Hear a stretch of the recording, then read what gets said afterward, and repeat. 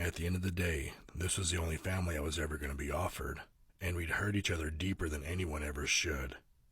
But we were still blood. Real blood, it turned out. Even if I didn't like the source of my origins, I knew it didn't change the way Luther felt about me. There was something rare about that, too. No money in this world could buy that kind of unconditional love. Through all the hate and blind anger I'd thrown at him over the years, alongside the bullets I'd hurled at his gang and the trouble I'd caused in his home, he had never once cut me off, never turned his back on me. He'd waited me out, assured that I'd come back one day. And fuck, if I hadn't thought he was delusional. But it was pretty hard to call him that now when he'd been damn well right all along. That was a part of why this was so hard, letting them back in, because I wasn't one who took being wronged easy. But was I really going to let my stubbornness leave this wall up between me and my family so we'd never truly be whole again?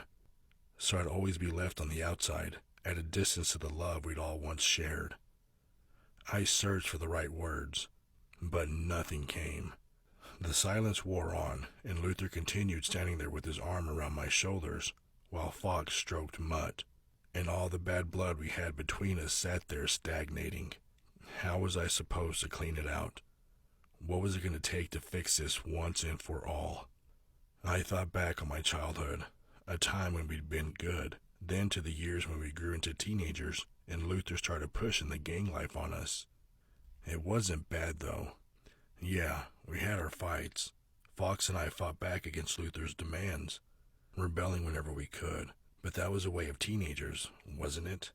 We still had our good times during all that. Luther had taken me off occasionally, training me up with guns and knives. He'd brought me on gang business sometimes too, let me see the darker side of his life, and honestly, I'd liked it. I was made for it, just like he said, even if I didn't want to admit that back then, because no kid wanted their life planned out for them, especially when I had plans of my own with my friends. We dreamed of something bigger for ourselves, but it never worked out quite how we'd all get there. And in a roundabout way, I guess we'd made it now. Or at least, we had a chance for it. And didn't we all say that we'd live in a big house together and chase every dawn into existence? Live like those kids did, always. This was it, our arrival into that. The opportunity finally waiting with open arms. And yeah, maybe some of us had gotten here by traveling separate paths, our feet dirtied by roads of despair and suffering we'd ended up on. But the point was, we were all here now. So I had to seize this chance with all I had, for the kid I'd once been, because I owed him that much. My tongue loosened at last, and I drew in a breath as I fought through my stubbornness, hoping this would heal us.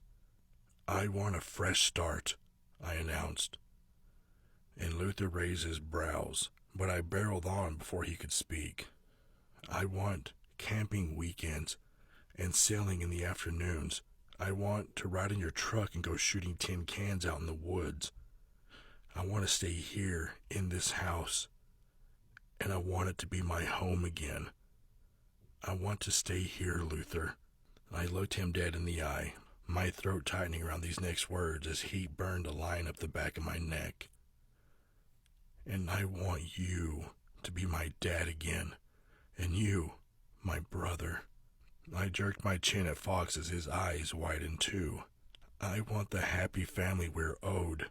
I want our day in the goddamn sun to come again, and I want to stay basking in it for the rest of our lives. Because fuck letting the world take it from us. I want today to be the first day of our countless days where we're just fucking good. Yeah, son. Let's start over. Luther said with emotion in his voice, drawing me against his chest, and I melted like a fucking snowman in the sun against him.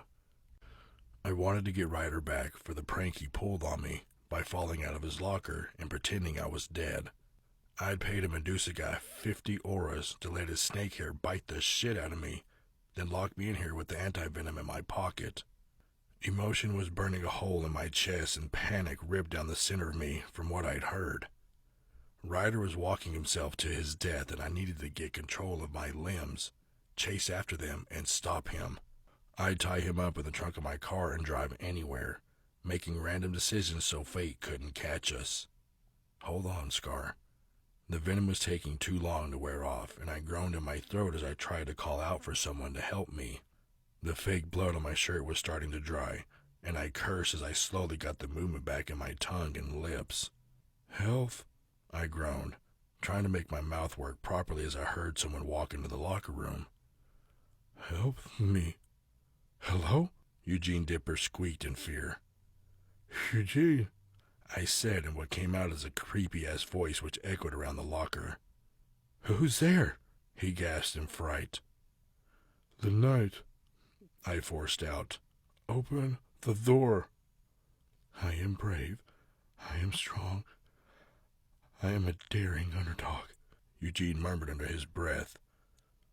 "Don't run. Face your fears head on. Become a true Fae."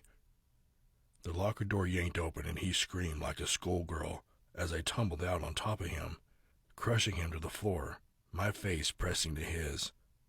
"Help me," I begged as he struggled to push me off of him, but finally managed to roll me onto my front. "Oh my stars! Did someone stab you?" he gasped. "No," I slurred. "Medusa, check my pockets." He inched closer, bending down and rummaging around, pushing his fingers into my shirt pocket. "Not that one," I mumbled. Eugene started patting me down, moving his fingers into my back jeans pocket. "Not that one," I repeated, and he went for the left pocket next. "Not that one," I snarled, and he shoved me over to check my front pockets. "Not that one," I hissed as he went for the right pocket first. "Not that one," I snarled as he tried that tiny nothing random jeans pocket within a pocket that no one used for anything. What the fuck was he thinking?